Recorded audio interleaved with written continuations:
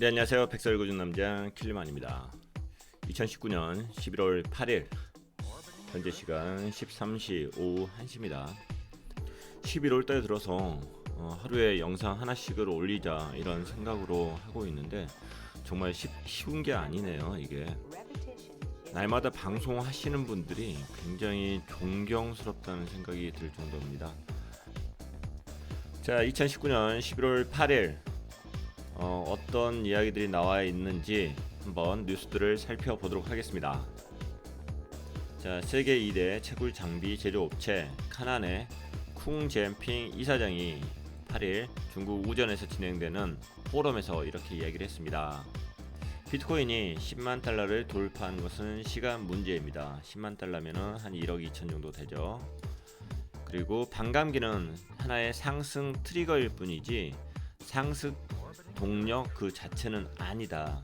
중요한 것은 블록체인을 기초 인프라로 하는 디지털 자산 시장이 급격하게 성장할 수 있다는 것이다. 세계 2대 채굴 장비 업체라고 했는데 세계 3대 비트코인 채굴 장비 업체가 있습니다. 하나는 여기에 나와 있는 카난이고, 그리고 더 큰 데가 비트메인, 그리고 세 번째가 이방고지라는 데가 있습니다. 이방고지. 이렇게 해서 세 군데 전부 다 중국에 있는 채굴 장비 업체이고요. 2018년도에 홍콩에서 그 IPO를 신청해가지고 상장을 하려고 했는데 이 세 군데 다 실패했던 전력이 있습니다. 중국에서 한동안 채굴업을 사양 산업으로 없어질 산업으로 지정을 했다가 최근에 시진핑 발언 이후에 채굴업 자체를 사양삽이 아니다, 이렇게 또 다시 지정을 했습니다. 그렇기 때문에 앞으로 이 3대 채굴 장비 업체가 IPO를 다시 신청을 한다면은 되지 않을까, 이런 생각도 해보고 중국에서 좀 밀어줄 가능성도 있지 않을까, 이런 생각도 해봅니다. 그리고 여기에서는 반감기는 하나의 상승 트리거일 뿐이라고 표현했는데 이렇다 해서 의미가 없는 게 아닙니다. 저도 이게 반감기는 하나의 상승 트리거라고 생각을 합니다. 트리거라는 것은 일단 총의 방아쇠를 의미하잖아요. 그래서 총의 방아쇠를 딱 당기면은 돌격 앞으로 이런 의미잖아요. 그래서 반감기 자체는 누가 보더라도 굉장히 큰 이슈가 될 거고 상승할 수 있는 동력이 되지 않을까, 이렇게 생각을 해봅니다. 자, 러시아 중앙은행 총재가 이런 이야기를 했다고 합니다. 일단 중앙은행 나오면은 CBDC 생각하면서 읽어보도록 하겠습니다. 타 국가 암호화폐 응용 사례를 연구 중이라고 하네요. 자, 러시아 중앙은행 총재가 최근 두마 의회에서 이렇게 이야기를 했다고 합니다. 다른 국가에서 파일럿 형태의 암호화폐들이 어떻게 응용되고 있는지에 대해서 연구 중입니다. 하지만 그는 또 이렇게 이야기했습니다. 모든 형태의 개인 자산, 특히 암호화폐에 대한 지원은 하지 않을 것입니다. 암호화폐는 자체적인 리스크가 많고 변동성이 심합니다. 암호화폐를 합법적인 결제 수단에 편입시키는 것은 반대하겠습니다. 자, 오늘 올려드린 CBDC 영상에서도 말씀드렸듯이 중앙은행에서는 절대 암호화폐에 대해서 찬성을 할 수가 없습니다. 일단 CBDC 자체는 중앙정부에서 만드는 거고 여기서는 민간에서 만드는 거기 때문에 이 민간에서 만든 거에 대해서 인정하는 발언을 할 수가 없습니다. 여기서 중요한 포커스는 러시아 중앙은행이 암호화폐에 대해서 연구를 하고 있다는 겁니다. 지금 러시아 같은 경우는 대통령이 나서서 암호 루블을 발행했다고 이렇게 공식적으로 발표까지 했습니다. 그래서 여기서 중요한 것은 러시아의 중앙은행이 타 국가의 암호화폐 응용 사례를 연구 중이라는 거, 이것 자체가 중요한 겁니다. 여기서 암호화폐에 대해서 부정적으로 이야기하는 것은 너무나 당연한 거고 당분간 모든 나라의 중앙은행들이 암호화폐에 대해서 좋은 발언을 하지 않을 겁니다. 하지만은 그들은 계속 암호화폐를 연구하고 있고 그리고 CBDC를 준비를 하고 있다는 것입니다. 이게 어떠한 바람으로 암호화폐에 대해서 좋은 바람이 불지 아니면 나쁜 바람이 불지 그건 꾸준히 관찰을 해봐야 알 수 있을 거고요. 자, 이번에는 비트코인 캐시 이야기를 해보도록 하겠습니다. 장커 투안이 이렇게 이야기했습니다. 우지안이가 비트메인을 괴롭혀 죽이고 있다, 회사를 망치고 있다는 이야기죠. 최근 우지안과 비트메인 경영권 분쟁을 벌이고 있는 장코투안 비트코인 공동 창업자, 그가 SNS를 통해서 이렇게 이야기를 했습니다. 모두가 함께 노력해서 비트메인의 비상사태를 슬기롭게 극복해야 합니다. 법적 수단을 동원해서 최대한 빠르게 회사에 복귀하겠습니다. 조용히 지가 짠한 게 아니죠. 자, 우지안은 매우 악렬한 수단을 사용했으며 단 한 걸음도 양보하지 않으려 합니다. 그는 좋은 회사 한 곳을 괴롭혀 죽이고 있는 중입니다. 비트메인 내부 인사에 따르면은 장코투안은 직위 해제 통보를 받은 후에 각종 채널을 통해서 우지안에게 자비를 구하고 있지만은 우지안은 이를 받아들이지 않고 있는 상태라고 합니다. 자, 우지안 비트메인 공동 창업자는 지난달 중국 베이징 공산국에서 법인 대표 상임이사 명의를 장코투안에서 본인으로 변경하고 임원진을 자신의 사람으로 교체하였습니다. 이후에 장코투안은 비트메인 내 모든 직위를 해제당했습니다. 전에 뉴스에서 말씀드렸듯이 이 비트메인이라는 회사는 장코투안하고 우지안이가 합작해서 만든 회사입니다. 지금 현재 장코투안이가 비트메인에서 물러났지만은 파워가 전혀 없는 게 아니거든요. 왜냐하면은 장코투안의 지분이 26%가 있어요. 우지안이 가지고 있는 지분이 20%고, 그리고 우지안이가 장코투안을 이렇게 밀어내기 위해서는 나머지 지분에 대해서 우위를 점했는데 그 나머지 지분들이 지금은 우지안이를 밀어주고 있지만 어느 순간 또 장코투안 편을 들어줄 수도 있어요. 그래서 집안 싸움은 계속 될 것이다, 이렇게 생각하고 있는 게 맞을 것 같습니다. 그리고 비트코인 캐시를 가지고 계신 분들은 지금 현재 그 비트메인이 미국제게 IPO를 신청을 해놨어요. 이 IPO가 만약에 성공한다면은 비트코인 캐시 이 진영에는 굉장히 큰 호재가 될 수가 있습니다. 그래서 자, IPO 같은 경우는 기업 공개이기 때문에 비트코인 캐시를 가지신 분들은 이 IPO를 좀 서칭을 해서 그 내용에 대해서 좀 보시면은 좋지 않을까 싶어요. 지금 제가 이 지분 관계는 2018년도 IPO 내용에 나와 있는 지분을 말씀드린 거고, 지금 현재 지분이 변경되어 있을 수도 있어요. 뭐 여하튼 이 집안 싸움은 뭐 지들이 알아서 할 거고, 투자자 입장에서 보신다면 이 IPO 내용에 조금 더 무게중심을 두고 관찰하시는 게 좋지 않을까 싶네요. 자, 테드 이야기는 이렇게 꾸준히 올라올 겁니다. 2017년도에서 테드사가 코인 가격을 조작을 했다, 뭐 이런 내용에 대해서 테드사가 뭐 이렇게 반박을 지금 하고 있는 상황들이고요. 테더가 지금 41억 회가 지금 발행돼가지고 실질적으로 은행에 41억 달러가 있지가 않습니다. 현재 보면은 74% 정도 가지고 있다고 테더사가 이렇게 공개를 했고요. 현재 테더하고 미국 검찰하고 법적 분쟁을 하고 있는데 저는 이 싸움에서 테더가 이기기를 바라는 사람입니다. 일단 옳고 그름을 떠나서 테더가 그만큼 이 시장에서 중요한 역할을 하기 때문에 테더가 이겨주길 바라는 거고, 더군다나 반감기가 이제 얼마 남지 않았는데 테더가 위축되면은 아무리 좋은 트리거가 있어도 시장에 있어서 또 가격도 중요하잖아요. 그래서 테더가 절대 쫄지 않기를 바라는 입장입니다.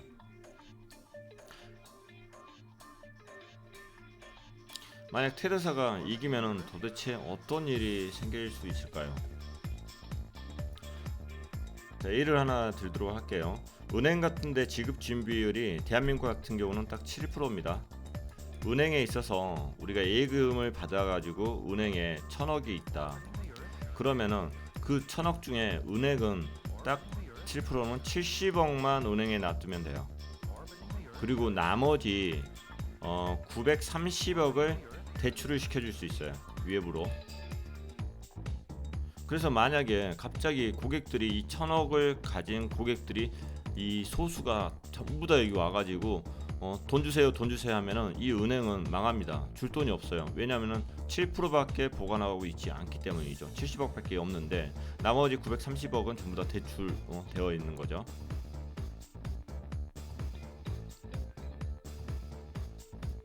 만약 테더가 여기서 이 게임에서 이겨버리면은 테더사는 지급 준비를 더 낮추고 더 많은 금액을 발행을 더 할 수도 있습니다. 물론 옳지 않은 방법이지만은 일시적으로 크립토 시장에서 자금이 더 많이 돌 수가 있습니다.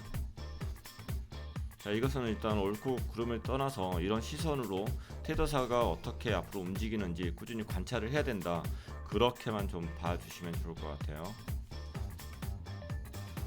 크라켄 CEO가 이렇게 이야기했습니다. 중국의 CBDC가 나오면은 달러의 기축통화 지위가 위협당할 가능성이 있다.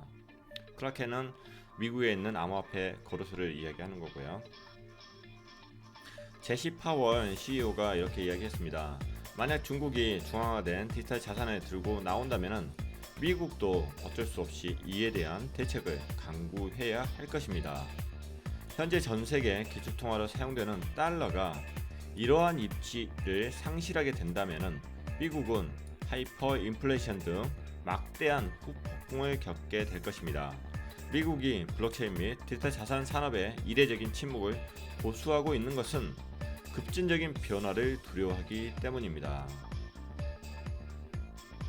자, CBDC가 자꾸 언론에 노출되면서 암호화폐 업계에 있는 이런 이제 그 사람들이나 네임밸류가 있는 사람들이나 그리고 언론에서 자꾸 미국의 정치인들을 쪼기 시작을 할 겁니다. 그리고 중간 선거는 다가오고요. 그래서 좋은 내용에 대해서 좋은 정책을 펼치지 않을까 뭐 이런 생각을 해볼 수 있을 것 같고, 캐시가 없는 사회로 가고 있습니다. 이 암호화폐를 떠나서도. 근데 중국이나 인도는 그게 굉장히 빠른데 미국은 그리고 선진국들은 왜 늦을까요? 급진적인 이런 변화가 굉장히 두려운 건 맞겠지만은 2020년도에 중국이 CBDC 발행을 하기 시작을 하면은 다른 나라에서도 어쩔 수 없이 그러한 대책을 강구할 수밖에 없는 상황들이 올 겁니다. 달러가 전 세계 기축으로 된 것은 얼마 되지 않은 일입니다. 100년도 되지 않은 역사예요. 1944년도에 브레튼 우주 협정이니까 지금 한 76년 정도 됐나요? 언제든지 이게 바뀔 수 있다는 거죠. 2차 세계대전 때 유럽에서 탈출한 금들을 모두 미국이 확보했기 때문에 뭐 이렇게 기축으로 됐던 일들이 가능했던 것 같고, 그리고 이렇게 기축 자리를 뺏긴 뭐 유럽이나 한 번도 기축 자리에 뭐 차지 못했던 중국이나 얼마나 현재 수싸움들을 하고 있겠어요. 그리고 현재 미국은 기득권을 가지고 있는데 그 기득권이 어떻게 문제가 생길 수도 있기 때문에 이렇게 이제 큰 변화에 대해서 두려워하는 것은 당연할 건데, 2020년도가 되면은 정말 큰 변화들이 생길 수 있다 뭐 이런 생각은 꾸준히 하고 있습니다. 자, 리플 소식입니다. 현재 리플이 오늘도 수혜를 진행하고 있죠. 자, 리플 CEO가 이렇게 이야기를 했습니다. 리브라는 신뢰가 적자 상태이다. 하지만 리플은 틀리다. 브래드 갈링하우스 리플 CEO가 리브라와 리플은 본질적으로 다르다고 강조했습니다. 리브라는 직접적으로 소비자의 수요에 접근하고 나아가 은행과 경쟁을 한다.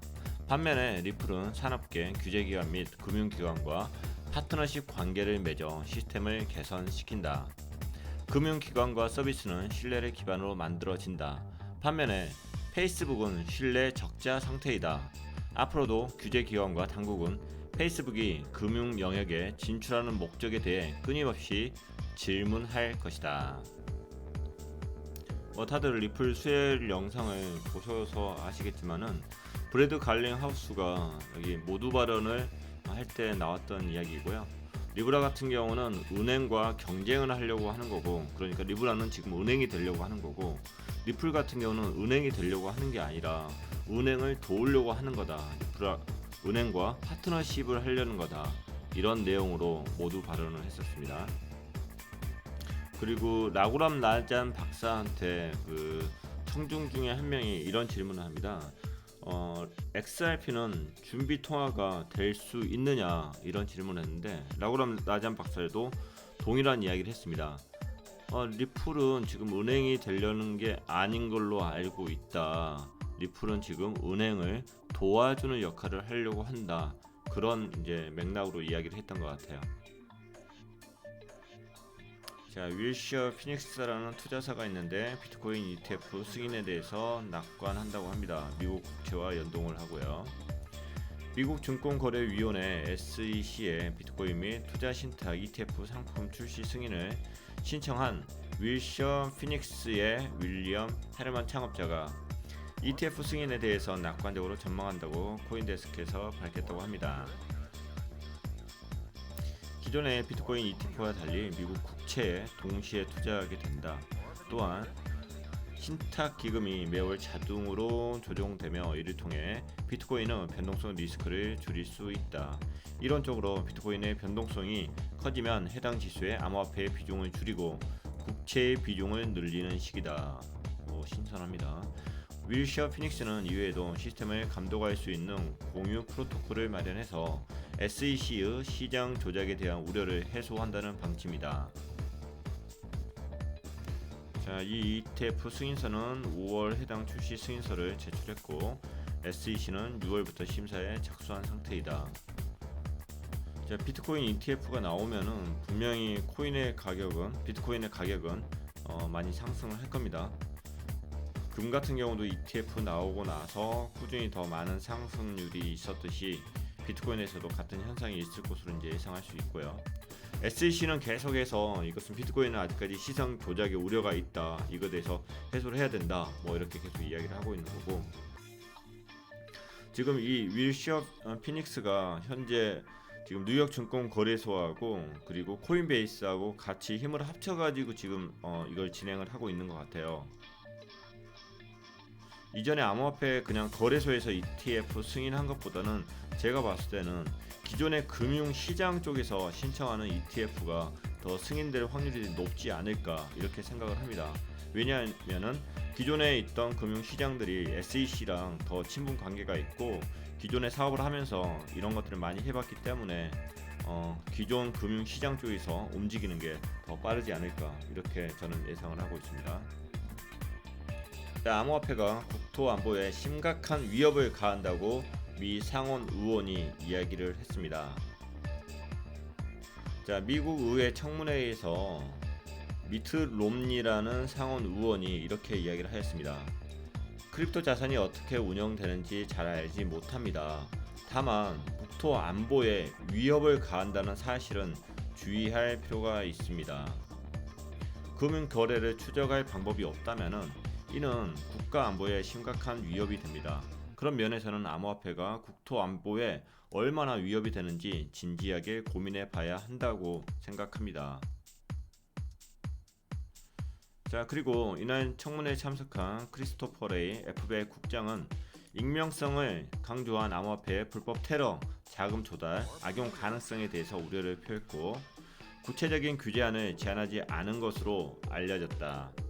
다만 현지 당국이 암호화폐 관련 이슈를 주시하고 있고 자금 세탁 방지 AML, 고객 신원 확인 KYC 등 관련 규정안을 통해 자금 추적 방안을 모색하고 있다고 강조했습니다. 자, 이 사원 의원은 본인 스스로 인정을 하네요. 본인이 왜 이런 대답을 했는지, 크립토 자산이 어떻게 운영되는지 잘 알지 못한다. 자, 다음 뉴스입니다. 실버게이트 뉴욕 증권거래소 상장. 자, 미국 캘리포니아 소재에 있는 실버게이트 은행이 뉴욕 증권거래소에 상장되었다고 암호화폐 전문 미디어 코인데스크가 보도하였습니다.